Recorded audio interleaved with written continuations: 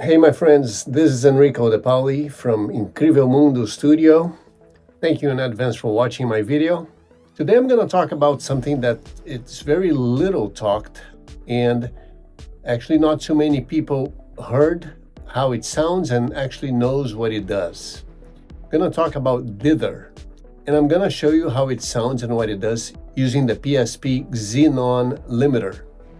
Dither is a noise added to digital sound so that higher bit depth can fit into lower bit depth digital sound files.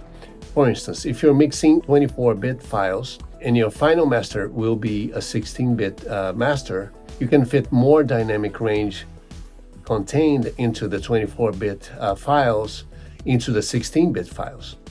Each bit in digital sound is equivalent to more or less 6 decibels of dynamic range. So a 16-bit sound file has average of 96 dB dynamic range, whereas a 24-bit sound file has more or less 144 dB dynamic range. It's a lot more. So what happens is you lose all that low-level information in the sound. Everything that sounds very low gets lost, gets unregistered, and not only everything that's low, but everything that rises from silence and fades into silence, like reverb tails, cymbal tails, and anything that is a release in the sound. Let me show that to you in practice. I'm gonna play a little audio file, which is a 24-bit depth.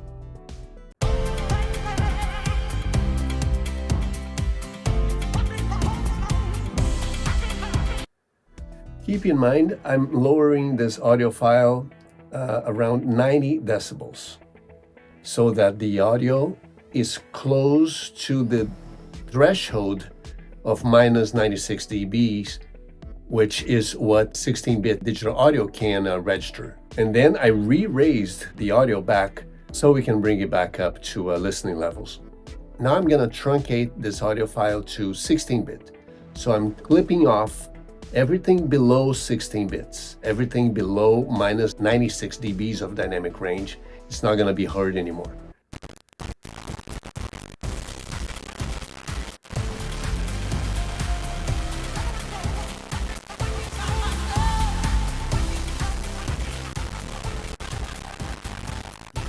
What you just heard actually is how this music would sound if we hard truncate the 24-bit file into a 16-bit file. Yeah, this is what it sounds like down there around minus 90 dB range. But it's so low that we think we don't hear it.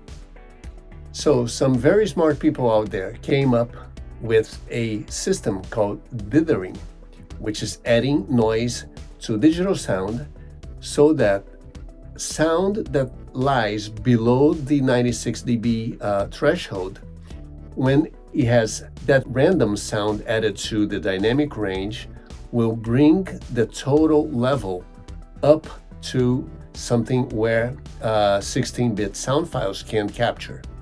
And since our ears can hear things 10 or even 20 dB below noise, we can finally audition so the 16-bit audio file can capture the information that without the noise would be total silence. With the added noise, we can hear, albeit below the noise floor, we can hear the added information. So let's see what that sounds like. So now I'm going to turn on the PSP Xenon, which converts the bit depth down to 16-bit. However, adding dithering noise. This is what the noise will sound like if we bring it up around 90 dBs, so we can hear what's happening down there again at minus 90, minus 96 dBs. This is dither noise being added to music of yours every time you hit dither. It's a lot of noise, but it's very low at minus 96 dBs. Now let's play the music with the noise added.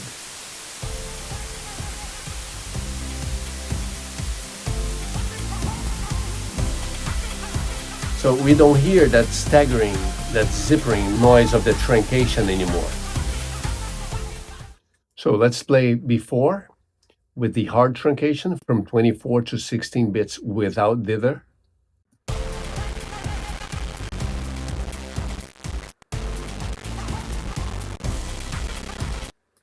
And now with dither.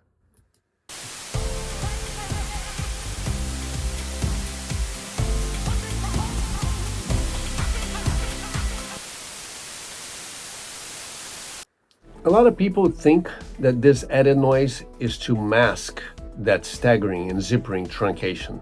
That is not true. The added noise, as I mentioned before, is so that the amount of energy of noise added to the very low level music can sum an SPL gain above minus 96 dB so that 16-bit files can register what happens under minus 96 dBs. It's a very, very clever system, with a drawback that we're adding a lot of noise to the music. Again, keep in mind the noise doesn't happen this loud. I brought the noise very loudly so that you can hear how it sounds. Now, the noise is actually happening at minus 96 dBs in a normal situation. So in order to make dither more usable, more smart people came up with another solution called noise shaping. Noise shaping is a reorganization of the noise, a reshaping of the noise energy so that the added noise lies in frequency regions a little outside the music that we are interested in hearing. So the PSP Xenon has the first 3 original noise shaping curves, which they call noise shaping A, B, and C, which sound like this.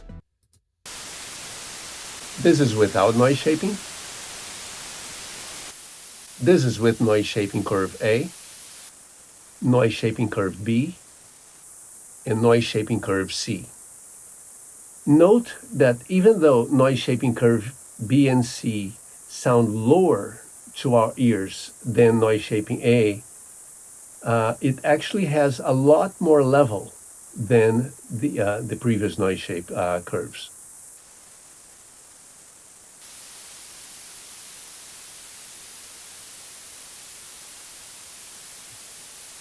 So now let's hear how the music sounds with the noise shaping curves A, B, and C. First, without noise shaping.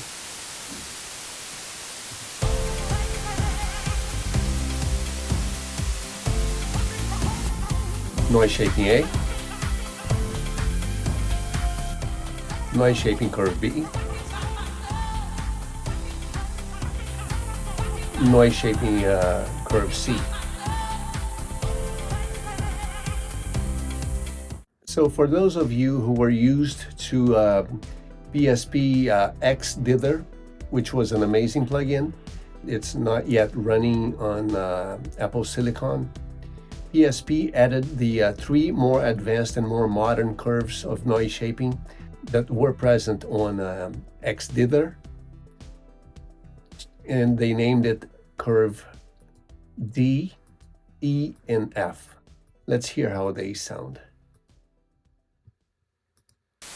This is curve D, curve E, and curve F. These 3 noise shaping curves, they are more random and less frequency focused than the first 3 ones, as per what's stated on the owner's manual. Now, which noise shaping curve should we use out of the 6 in this plugin? Well, it's a matter of choice. Again, keep in mind the noise added is not anything close to this level. It happens very down there at the threshold where 16-bit digital audio cannot capture anything below minus 96 dB. So that's around where this noise is added to digital sound. So my opinion is listen to the music you're mastering, try the different curves. It's going to be a very, very subtle difference. Now, even if you don't add dither at all, it's going to be hard for you to hear the staggering and the truncation noise. Although it is there, and it adds distortion to your music. So dither should always be added as a last process in your chain when you're doing a conversion from 24-bit or higher to 16-bit digital sound. So let's listen to the music again with a hard truncation, and then with dither without noise shaping, and then going through the 6 different noise shaping curves. First, hard truncation.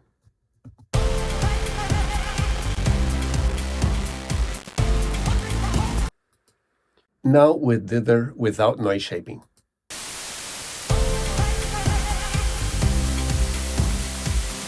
And now with the 6 noise shaping curves.